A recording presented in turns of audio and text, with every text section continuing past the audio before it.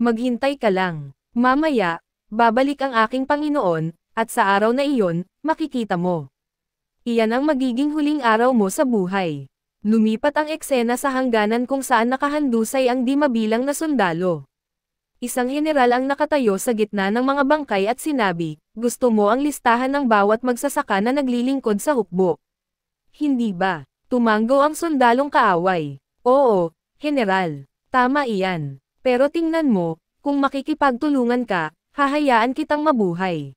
Hindi rin ako nasisiyahan sa pagdanak ng dugo.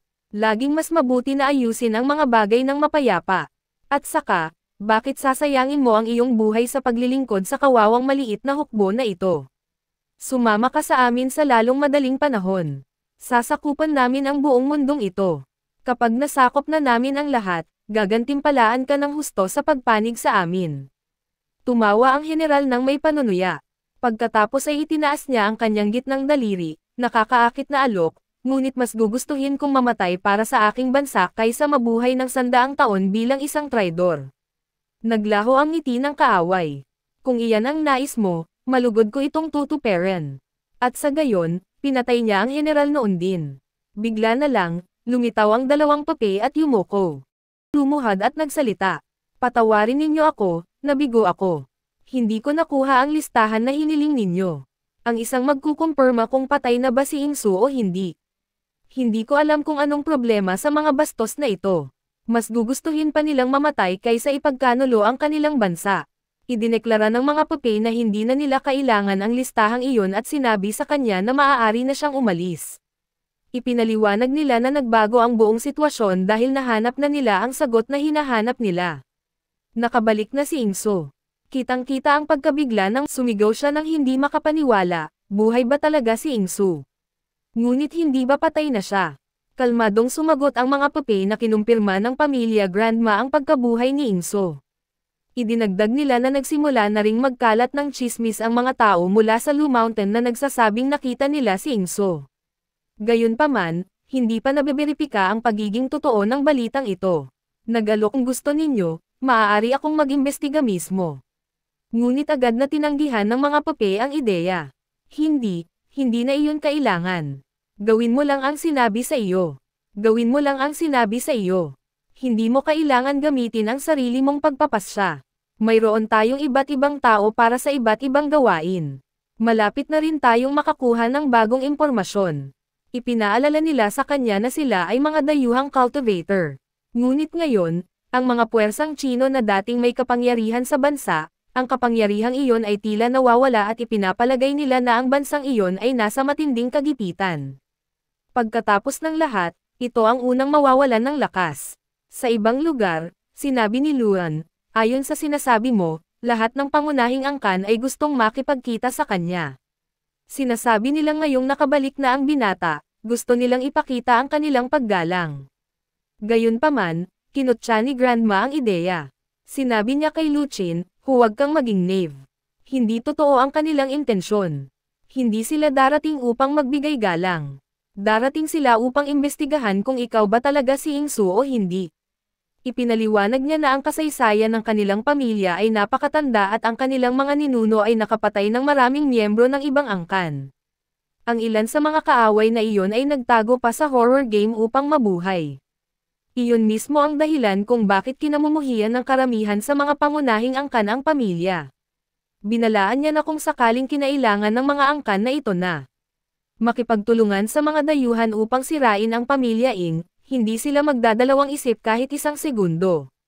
Ito ang dahilan kung bakit hindi nila kailanman inihayag ang katotohanan tungkol sa pagkamatay ni Ingsu sa labas ng mundo. Hindi lamang ito tungkol sa pagprotekta sa bansa. Ito ay tungkol din sa pagbabantay sa kanilang pamilya. Tiningnan ni Luchin si Grandma at nagtanong, bakit pakiramdam ko ay labis kang balisa? Nag-aalala ka ba na mahina ako upang hawakan ang mga pangunahing angkan? Agad siyang pinawi ni Grandma, hindi, anak. Hindi iyon. Alam ko ang iyong kakayahan. Ang isang nagpakadalubhasa sa Royal Dragon Key nang hindi ipinanganak sa Royal Family ay tiyak na kayang hawakan ang mga angkan na ito. Gusto ko lang hilingin sa iyo na iwasan ang paggawa ng anumang hindi kinakailangang problema. Alam kong mabuti na ang ibang angkan ay gagawa ng gulo. Tumugon si Luan ng may kumpiyansa. Huwag kang mag-alala, Lola.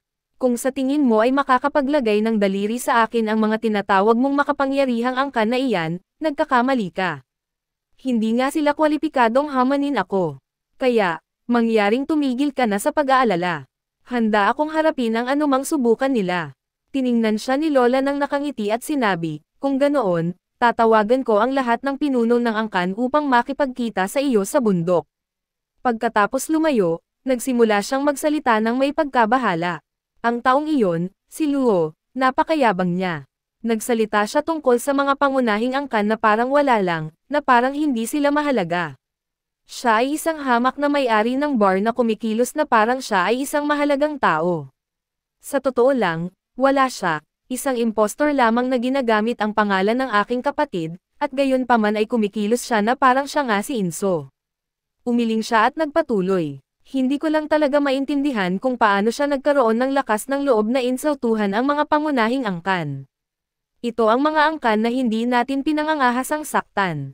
At heto siya, kumikilos na parang wala silang halaga. Isa pang lalaki ang sumingit upang kalmayan siya. Nako, bakit ka nagkakagulo? Kung nagdesisyon ang ating lola, sigurado akong pinag-isipan niya ito ng mabuti. Bukod pa rito, malinaw na alam ng taong ito kung paano gamitin ang Royal Dragon Key. Hindi iyon kayang gawin ng isang ordinaryong tao. Ang kaunting kayabangan ay malamang na makatarungan. Sumimangot si G. Alam mo, ang tigre ay palaging magiging tigre. Gaano man katagal subukan ng isang pusa na maging tulad nito, pusa pa rin ito. Ang taong ito ay maaaring gayahin ang ilang kilos. Maaari siyang maging mayabang, ngunit kaya ba niyang dalhin ang parehong aura na mayroon ang aking kapatid? Ang uri ng aura na nagpaluhod kahit sa pinakamakapangyarihang cultivator sa takot. Idinagdag niya, ang tanging gusto kong marinig ay natakot ang taong ito at gustong kanselahin ang pagtitipon, ngunit sa halip ay ginawa niya ang kabaligtaran. Tumanggo ang isa pang lalaki, ngunit sumang-ayon siyang lumitaw sa harap ng lahat. Iyon ay talagang magandang balita para sa atin. Ang mga pangunahing angkan ay nagkaroon na ng malalim na hinala tungkol sa atin. Kung tumanggi tayo sa pagpupulong, sigurado silang hindi siya si Ingo. Sumimangot si Gi. At ano ang mangyayari kapag siya ay tumayo sa harap ng lahat at napagtanto nilang hindi siya ang tunay na Inso? Hindi ba mas maganda kung sinabi natin ang totoo kanina pa? Alam mo ba kung gaano kalaking kahihiyan ang sasapitan ng ating pamilya? Hindi lang ito makakasira sa ating reputasyon. Ito ay magpapataas ng panganib na ating haharapin. Sinubukan ng lalaki na ilihis ang usapan. Kumain muna tayo, G. Mag-aalala na lang tayo sa lahat ng iba pa pagkatapos. Lumipat ang eksena kinabukasan sa bundok kung saan nagtipon ang mga kinatawan mula sa bawat pangunahing angkan, lahat ay naghihintay sa pagdating ni Inso. Isang dalaga ang tumingin sa paligid ng may pagkamangha. Tingnan mo ito, narito ang lahat ng makapangyarihang tao mula sa ating mundo ng paglinang. Talaga bang makikita natin si Inso ngayon? Sumagot ang isa pang tao, si Inso ay hindi nagpakita sa publiko sa loob ng 3 taon, at ngayon ay sa wakas ay nagpapakita na siya. Malaking bagay iyon. Sa totoo lang, sa tingin ko ay namatay siya. Ito ay dapat na isang impostor. Paano kung sa huling sandali ay kanselahin nila ang kanyang pagpapakita? Umiling ang dalaga. Imposible. Masyadong mapagmataas ang pamilya Ing para magsinungaling sa publiko ng ganoon. Kung sinabi nilang darating siya, darating siya. Isang lalaking nakasuot ng lila ang nagdagdag, 3 taon na ang nakalipas, nasaksihan ng aking senior ang labanan. Nakita niya ang isang sibat na tumusok sa dibdib ni Su at pinanood habang ang mga cultivator mula sa silangan ay nagkaloob ng isang makapangyarihang sealing spell sa kanya. Hindi niya nakita kung namatay si Enso, ngunit sa ilalim ng mga pangyayaring iyon, imposibleng may nakaligtas. Lumaki ang mga mata ng dalaga. Kaya, ibig sabihin ba nito na ang lalaking lumalabas ngayon ay isang impostor lamang na nagpapanggap na si Su? Malungkot na sumagot ang lalaki. Tanging panahon lang ang magsasabi. Pinapanood niya sila ng tahimik. Nagtakbuhan ang kanyang mga iniisip. Iyan ang vice-presidente ng sekta ng Mayo. At maging ang isang Holy Lord mula sa sekta ng Wuong Sky ay narito. Pareho silang mga awakened cultivator sa 8 baitang. Sinasabing mayroon silang hindi kapani-paniwalang kapangyarihan at hindi katakataka na si Ingo ang dating numero 1 cultivator sa kanyang panahon. Iyon ang dahilan kung bakit ang lahat ng mga maalamat na cultivator na ito ay nagpakita upang makita siya. Sana lang na sino man ang magpakita ay hindi magbigay kahihiyan sa ating pamilya. Ang pagtingin pa lang sa lahat ng makapangyarihang cultivator na ito ay sapat na upang takutin ang sinuman. Bigla, isang malakas at mapanganib na aura ang kumalat sa buong lugar. Isang boses ang sumigaw, "Tingnan ninyo, dumating na ang isa sa mga nangungunang mandirigma ng bansa. Si Young Master Su iyon. Bumalik na siya." Nagkagulo ang pulutong, hindi ka panipaniwala. Ito na siguro ang tunay na Young Master Su.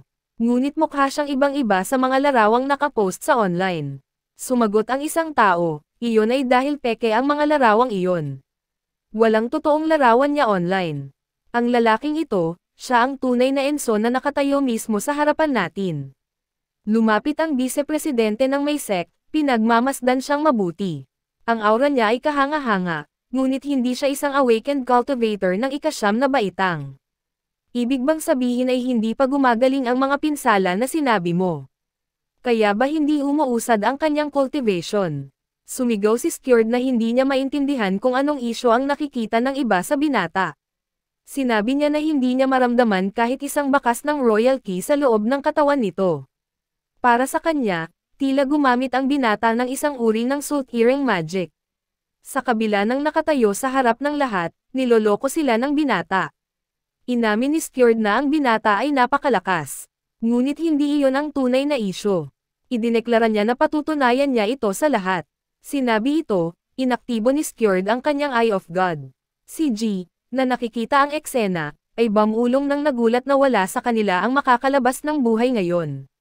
Ipinaliwanag niya na ang Eye of God ay ang pinakamakapangyarihang analysis technique na alam hanggang ngayon. Kung gagamitin ito sa isang tao, ang buong nakaraan at kasalukuyan nito ay ilalantad. Idinagdag niya na ang batang nagngangalang Lua ay hindi makakatakas sa pagkakataong ito. Ang kanyang pagkakakilanlan ay malalantad sa lahat sa lalong madaling panahon. Sinabi niya na kapag nangyari iyon, siya ang unang babagsak, pagkatapos ay ang iba pa sa kanila. Sa sandaling iyon, nagsalita si Luan na sinasabing hindi niya inaasahang babalik para lang makipag-ugnayan sa mga payaso na tulad nito. Samantala, mukhang takot na takot si Skylord. Direktang tinanong siya ni Luan, "Alam mo na ako, hindi ba? Kung gayon, sabihin mo sa akin kung ano eksakto ang nakita mo sa buhay ko." Nang inamin ni Skylord na kahit pagkatapos gamitin ang Eye of God, napakaliit lang ang nalaman niya tungkol kay Luchin. Sinabi niyang dalawang bagay lamang ang naintindihan niya, at parehong nakakagulat.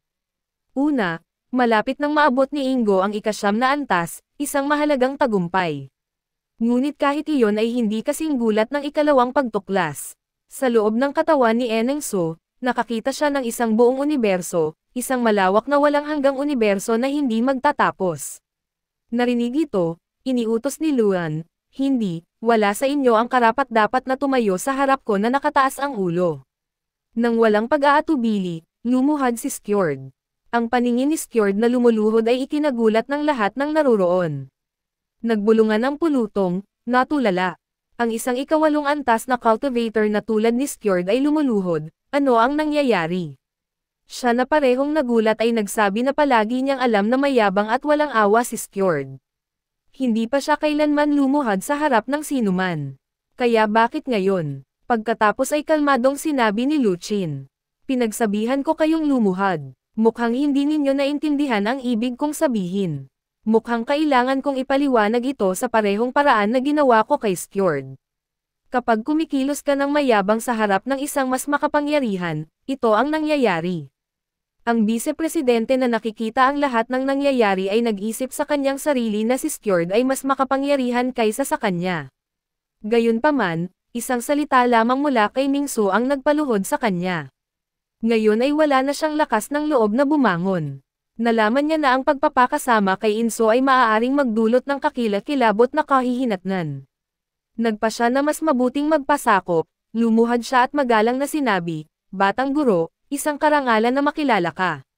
Maligayang pagdating sa mundo ng paglinang." Mabilis na sumunod ang iba, Yumuko at inulit ang damdamin.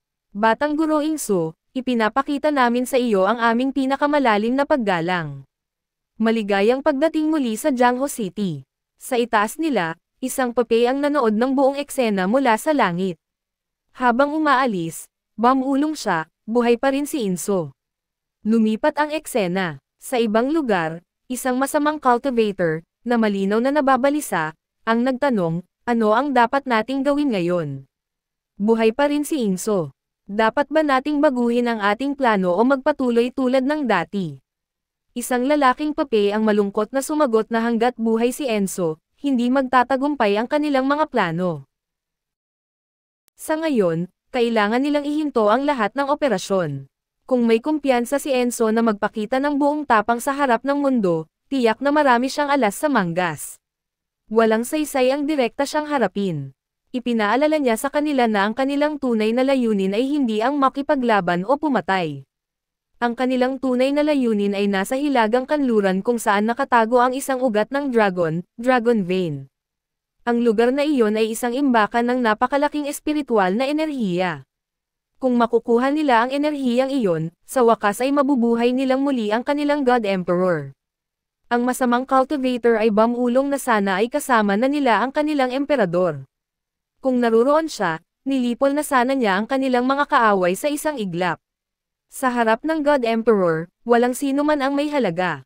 Ngunit sa ngayon, ang pagbuhay sa kanya ay mangangailangan ng panahon. Di magtatagal, isang espiritual na bula ang kakalat sa mundo. Magdadala ito ng sapat na enerhiya upang buhayin muli ang God Emperor. Bigla na lang, dumating ang isang mensahe sa pamamagitan ng isang crane. Tiningnan ito ng masamang cultivator at bumulong, ano ang mensaheng ito mula sa crane. Mabilis na ipinaliwanag ng pape na isang malaking update ang dumating mula sa silangan. Ayon sa mensahe, handa na ang God Emperor at kailangan nilang isagawa ang kanilang plano ng mas maaga sa schedule. Lumipat ang eksena. Nakita namin si General Wei na tila labis na nababahala. Sinabi niya kay General Su, walang nangyayaring maayos. Tinanong siya ni Su Lingqiao kung ano ang mali at kung bakit siya mukhang balisa. Ipinaliwanag ni General Wei na noong nakaraang gabi lamang, inatake ang base camp bilang 9,006. Ito ay matatagpuan sa rehiyon ng Jibei at sa isang gabi lamang, lahat ng source users na nakatalaga doon ay nalipol. Ayon sa ulat, hindi bababa sa 70 sundalo ang napatay ng isang masamang cultivator lamang. Nagulat si Su Lingqiao. Tinanong niya, lahat iyon mula sa isang cultivator.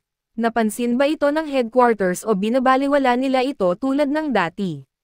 Mapait na sumagot si General Wei na wala ng silbi ang umasa sa headquarters. Sinasabi niya na lahat sila ay naging tiwali at nakipag-alyansa pa sa mga dayuhang puwersa. Ang tanging dahilan kung bakit hindi pa naibebenta ang ating bansa ay dahil mayroon pa ring media at iilang sistema ng pamahalaan. Kung hindi, matagal nang nawala ang lahat. Ipinagpatuloy ni Wei ang pagsasabi na ang headquarters ay nagpadala ng iilang makapangyarihang individual upang bantayan ang hangganan ng Jibei, ngunit hindi siya naniniwala na magdudulot ito ng anumang pagkakaiba. Ang sinumang umatake ay hindi na babalik para umatake muli. Hindi ganyan ang trabaho ng masasamang cultivator. Pagkatapos ay inihayag niya ang tunay na dahilan ng lahat ng kaguluhan. Isang espiritual na alon ang inaasahang tatama sa loob ng kalahating buwan, at lahat ng masasamang cultivator ay nagkakagulo sa pag-aabang. Umaasa siya na walang mangyayaring masama bago noon, ngunit inamin niya na sa pagunlad ng Dragon Vein, hindi maiiwasan ang panganib. Lumipat muli ang eksena. Sa pagkakataong ito, nakita namin ang dalawang truck driver na naglalakbay malapit sa hangganan ng Jibei. Isa sa kanila ang kinakabahang nagtanong, narinig mo ba ang tungkol sa pag-atake kagabi dito? Ligtas ba talaga para sa atin ang magmaneho sa lugar na ito? Ang pangalawang driver ay nanatiling kalmado at sumagot, malaki ang bayad sa atin dahil naglalakbay tayo sa mga mapanganib na ruta tulad nito. Bukod pa rito, bumalik na ngayon ang ating batang guro. Sino pa ang mga ngahas na umatake sa hangganan? Maging 4 na taon na ang nakalipas, nang mas malala ang sitwasyon, hinawakan ito ng batang guro. Kung ikukumpara noon, wala ito. Nagtanong ang unang driver, sa pagitan ng batang guro at Luigi. Sino sa tingin mo ang mas makapangyarihan? Hindi nagatubili ang pangalawang driver. Walang paghahambing. Ngunit hindi sumang-ayon ang una. Lubos kang nagkakamali. And ini-underestimate ng mga tao ngayon si Luigi. Kinukumpara nila siya sa mga modernong cultivator at sinasabing mahina siya. Ngunit noon, kayang durugan ni Luigi ang mga cultivator ngayon na walang kapangyarihan 4 na taon na ang nakalipas. Ito ay tulad ng paghahambing ng mga modernong bombilya sa orihinal na imbensyon ni Edison. Sinasabi ngayon ng mga tao na walang silbi ang mga lumang bombilya na iyon. Ngunit kung wala sila, hinding-hindi natin malilikha ang mga bersyon ngayon. Si Luigi ay pareho. Kung hindi niya inalisan ng selyo ang espiritual na enerhiya sa kapahamakan ng kanyang buhay, hindi pa tayo mga cultivator ngayon. Binigay niya ang kanyang buhay upang maging makapangyarihan tayo. Siya ay napakalakas noon. Bakit pa niya iisipin kung nanatili ang selyo o hindi? Lahat ng ginawa niya para sa atin. Ngunit ngayong may kapangyarihan na tayo ang unang nakalimot sa kanya. Kaya, sino ang tunay na traidor dito? Tayo, sumagot ang pangalawang driver, may punto ka, ngunit wala namang talaga naniwala na si Luigi ay dakila. Ang mga taong tulad natin ay halos hindi nakinabang sa ginawa niya. Ang tunay na nakinabang ay ang mga eksperto na naging napakalakas. Maging ang mga eksperto ngayon ay nagsasabi na si Luigi ay walang kakaiba. Palaging inilalarawan siya ng media bilang mahina, at iyon ang pinaniniwalaan ng mga tao. Ang imaheng iyon ay nakaukit sa kanilang mga isip. Bigla, malakas na inapakan ng unang driver ang preno. Ang pangalawa, nagulat at naiinis, ay sumigaw, baliw ka ba? Ano ang ginagawa mo? Nakalimutan mo na bang magmaneho? Nagpapanik, itinuro ng unang driver sa unahan at sinabi, Master, tingnan mo sa harap. Pareho silang tumingin sa unahan at nakita ang isang napakalaki at makapangyarihang halimaw na lumitaw sa kalsada. Nagbago muli ang eksena. Sa loob ng GB City, nagsimula ng ilikas ng pulisya ang mga sibilyan. Nag-uutos ang mga opisyal na umalis agad ang mga tao. Naguluhan at natakot ang mga mamamayan. Sumigaw sila, ano ang nangyayari? Bakit bigla kaming pinipilit na umalis sa syudad? Inaatake ba tayo? Sa sandaling iyon, habang lumilitaw ang halimaw sa harap nila, humakbang ang mga pupi at sinalubong ang isang tao. Maligayang pagdating, God Emperor. Habang inilalabas niya ang kanyang tunay na anyo, nagsalita ang God Emperor sa isang malamig na boses. Sabihin ninyo sa akin, ano na ang nagawa ninyong lahat sa ngayon? Ang pupi ay nagulat nang may pagsisisi na nabigo silang kumpletuhin ang misyon na ibinigay sa kanila. Inamin niya na kung ginawa lang nila ng maayos ang kanilang trabaho, ang kanilang master ay nakabalik na sana sa kanyang tunay na anyo. Taos puso, ipinahayag niya ang pagkakasala, na sinasabing tunay silang nararapat parusahan. Ang tagapagsalaysay ay nagsimulang magpaliwanag, libu-libong taon na ang nakalipas, ang mga makapangyarihang cultivator ay pumasok sa Secret Realm at naging bitag. Ang horror game kung saan sila nahila ay hindi na pinahintulutan silang makabalik. Sa halip, pipili ang mga cultivator na ito ng isang human host sa Earth at bibigyan sila ng napakalaking kapangyarihan. Gayunpaman, ang isang ordinaryong katawan ng tao ay hindi makatiis sa kapangyarihang ito, na madalas humahantong sa pagbabago sa kalagitnaan. Maging ang God Emperor ay sinasabing nakulong sa loob ng horror game. Tulad ng isang itim na phoenix, siya ay nasa proseso ng pagpili ng isang host, naghihintay sa pagdating ng espiritual na alon upang mailipat niya mula sa anyong hayop tungo sa katawan ng tao. Pagkatapos ay kinausap ng God Emperor ang mga pupi, sinabing, nauunawaan niyang hindi ito ganap na kasalanan nila. Biglang lumitaw si Inso, at talagang hindi ito inaasahan, ngunit kung makukuha nila ang Dragon Vein, wala sa mga ito ang magiging mahalaga. Binalaan niya sila na isang malaking labanan ang malapit ng maganap at inutusan silang gawin ang lahat ng kanilang makakaya. Kinilala ng mga cultivator puppet ang utos, sinisiguro sa kanilang master na alam nila kung ano ang dapat gawin. Lumipat ang eksena sa larangan ng digmaan, nakita si Grand Ming na nagsasalita, nag-aalala na inatake ang hangganan ng Jibei. Tinanong niya kung nabigo ang balita na kanilang ikinalat tungkol sa pagbabalik ni Ingsu at nagtaka kung bakit patuloy na umaatake ang mga nanghihimasok na ito. Sumagot si Su Lingqiao, na nagsasaad na sa pagkakataong ito ang umaatake sa kanila ay ang God Emperor mismo. Ipinapalagay nila na siya ay nakulong pa rin sa loob ng horror game at walang kakayahang kumilos, ngunit pumili siya ng isang host na nagsimula ng magbago. Ngayon ay nagkakagulo na sa kanilang lupain. Tinanong ni Grand Ming kung ano ang sinabi ng ibang mga angkan nang marinig ang balitang ito. Ipinaliwanag ni Su Lingqiao na ipinaalam ni General Wei sa lahat ng mga angkan ang sitwasyon sa Jibei, ngunit sa ngayon ay wala pang tugon.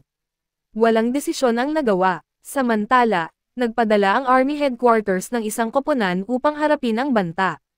Tinanong ni Grand Ming kung ito ba ang Blood Demon Field Team, na nagmumungkahi na ang training team ni Lu Ji ay ang pinakamahusay sa hukbo, at walang sino man ang makakahigit sa kanila. Bigla na lang, dumating si General Wei at nilinaw na ang Blood Demon Field Team ay nabuwag. Ang ilang miyembro ay pinatalsik at ang iba ay nagbitiw ng voluntaryo. Sa halip, isang bagong special force ang nilikha, malakas, ngunit hindi sa antas ng Blood Demon Field Team. Ang bagong unit na ito ay kilala bilang Dragon Fighters. Lumipat ang eksena sa Dragon Fighters sa gitna ng labanan laban sa masasamang cultivator. Malalim ang iniisip ng kapitan ng Dragon Fighters. 3 cultivator ang nakalipol na ng kalahati ng kanyang koponan. Sa kabila ng pagiging mga 7th at 8th ranker, hindi nila inaasahan ang ganito kalakas na mga kalaban. Tila imposible ang pagpatay sa kanila. Hindi man lang nila mapabagal ang mga ito. Kinutya ng Pape ang mga mandirigma, sinasabing ang basura na nakabalot sa pingong damit ay basura pa rin. Ininsulto niya sila, na sinasabing biro ang kanilang pangalan, Dragon Fighters. Dapat daw silang tawaging Lizard Fighters dahil hindi man lang nila kayang harapin ang isa sa kanyang mga atake. Isang masamang cultivator ang nagdagdag ng may panunuya na dapat silang tumigil sa paglaban. Sinabi niyang hindi sila nasisiyahan sa walang saysay na pagpatay. Kung susuko ngayon ang Dragon Fighters at susumpa ng katapatan sa God Emperor, malaki ang magiging gantimpala nila. Binalaan niya sila na huwag mamatay ng walang saysay, na nagmumungkahi na mas mabuti pang maging kakampi kaysa katayin na parang gulay. Ngunit tumawa ang kapitan ng Dragon Fighter at sumagot na hindi opsyon ang pagsuko. Sinabi niyang balang araw ay kukunin siya ng kamatayan. Ngunit kung ipagkanulo niya ang kanyang bayan, anong mukha ang matitira sa kanya upang ipakita sa kanyang mga namatay na kapatid? Idineklara niya na mas gugustuhin niyang mamatay na lumalaban kaysa mabuhay bilang alipin. Sumimangot ang mga Pape, tinawag siyang matigas ang ulo, inamin nila na bagaman malapit na siyang mamatay, nagawa pa rin niyang bumigkas ng ganoon katapang na huling salita para lang maalala. Habang naglunsad ng atake ang kapitan, biglang naglaho ang 2 Pape. Sumigaw siya sa pagkabigo, nagtataka kung saan napunta ang mga duwag. Bigla na lang, muli silang lumitaw at hinawakan ang braso ng kapitan. Ang isa sa kanila ay sumingit. Hindi mo ba tinanggihan ang maging alipin kanina? Kung gayon, ano ang pakiramdam ng mamatay sa kamay ng isang alipin? Sa mga salitang iyon, pinatay ng Pape ang kapitan. Galit na galit, sumigaw ang natitirang mga Dragon Fighter sa kanilang mga kapatid, hinihimok silang sumugod at ipaghiganti ang kanilang kapitan. Ngunit bago pa sila makakilos, sumalakay ang masamang cultivator, at nilipol silang lahat. Nagbago ang eksena sa Army Headquarters. Isang sundalo ang malungkot na nagbalita na lahat ng Dragon Fighter ay napatay. Ang kanilang pinuno, labis na nadismaya, ay sinabi na lahat ng puhunan at pinagkukunang yaman na ginugol sa kanila ay nasayang ng talagang mahalaga. Hindi man lang sila tumagal ng isang round. Ipinagbigay alam ng isa pang opisyal sa kanya na nagpadala rin ng karagdagang puwersa ang paksayon ng Lu Mountain, ngunit ang pinuno, na halatang iritado, ay sumimangot. Sinabi niyang hindi mahalaga kung gaano karaming tao ang ipinadala nila, lahat ay malilipol. Nagtapos siya sa pagsasabi na mas mabuti pang huwag na lang magpadala ng sinuman. Isang sundalo ang nagmamadaling nagsabi sa pinuno, "Pinuno, ano ang sinasabi mo? Alam na alam mo na gusto ng God Emperor ang Dragon Vein ng lungsod ng JB Bay. Kung hahayaan natin siyang kunin ito, hindi mabilang na buhay ang mawawala. Ang GB City pa lamang ay may populasyon na 1,000,000. Ang Dragon Vein ay diretsyong nasa ilalim nila. Lahat ay malilipol." Ngunit malamig na sumagot ang pinuno na hindi mahalaga kung mamatay ang mga tao. Sa mundo ngayon, ang buhay ng ordinaryong tao ay hindi na mas mahalaga kaysa sa mga insekto. Kung nabuhay sila, ayos lang. Kung namatay sila, hayaan na. Sino ba ang nagmamalasakit? Bukod pa rito, Ang ating bansa ay hindi lamang may isang dragon vein. Marami tayong roon. Ang pagkawala nito ay hindi gaanong makakaapekto sa atin. Ngunit ang makita ang sarili nating mga tao na mamatay ay hindi matitiis. Mas mabuti pang mamatay ang 1 milyong sibilyan kaysa 10 elite cultivator. Samantala, papalapit na ang God Emperor sa lungsod. Nagkagulo habang sumisigaw ang mga sundalo sa pulutong, pakiusap huwag ninyong itulak. Lumabas ng mahinahon, ngunit walang nakinig. Nagsimula ng magpanik ang mga sundalo. Wala bang makakapidyo sa halimaw na ito? Paano siya nakarating mula sa hangganan patungo rito ng napakabilis? Ano ang ginagawa ng mga cultivator?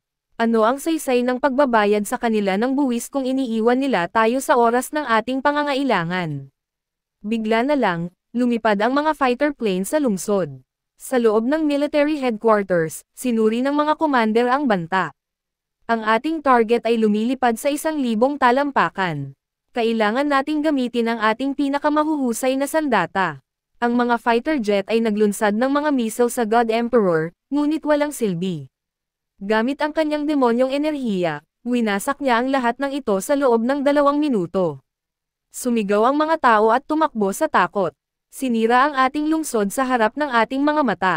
Sa gitna ng kaguluhan, isang maliit na babae ang nadapa. Lumingon ang kanyang ama upang iligtas siya, upang makita lamang ang isang napakalaking gusali na gumuho patungo sa kanila. Habang malapit na silang mamatay, isang figure ang lumukso. Sinalo sila ni G sa tamang oras. Tinanong ni G kung maayos lang sila. Sumagot ang babae ng may pasasalamat. Maraming salamat po, Tita G. Nagalit at naiirita, sumagot si G. Mukha ba akong tita sa iyo? Siguro mga 10 taon lang ang tanda ko sa iyo. Sa susunod, tingnan mo ang edad ko bago mo ako tawagin yan. Samantala, nagkaroon ng hiyawan habang sa wakas ay dumating ang mga cultivator. Narito sila upang tumulong. Sila ang mga pamilyang Chang at Chin mula sa GB City. Idineklara ng mga cultivator mula sa pamilya Chin, kailangan nating pigilan ang halimaw na iyan sa anumang paraan. Hindi siya maaaring pumasok sa lungsod. Kung gagawin niya iyon, sasakupan niya ang ating dragon vein. Habang sila ay sumusulong, isang papay na cultivator ang sumingit. Kaya, dumating sila upang magpakitang gilas ng ilang trick. Bakit hindi nila maintindihan? Mamamatay silang lahat anyway. Hindi ko nga nasisiyahan sa pagpatay. Palagi kong sinasabi na dapat lang silang sumunod sa akin at mabuhay, ngunit hindi sila nakikinig. Bigla, ang mga cultivator mula sa pamilyang Chen at Jing ay sabay-sabay na naglunsad ng pinagsamang atake. Sumagot ang mga papay sa pamamagitan ng paglikha ng isang Nyan barrier. Nagulat, isa sa mga cultivator ang sumigaw, iyan ang Nyan barrier. Hindi ito masisira. Ang isa pa ay sumigaw, mga kapatid, kailangan nating umatras. Gumagamit ang mga taong ito ng itim na mahika. Kung ikulong nila tayo rito, tapos na tayo. Ngunit huli na ang lahat. Ang grupo ay nakulong na sa loob ng isang pormasayon. Ang isang lalaki ay nawalan ng pag-asa. Wala na tayong magagawa ngayon. Mamamatay tayong lahat. Bigla na lang, dumating siya at winasak ang pormasayon, na ikinagulat ng mga papay. Sino siya? Hindi ba siya ang iyang miss ng pamilyang In? Abangan, ang susunod na parte ng ating manhwa.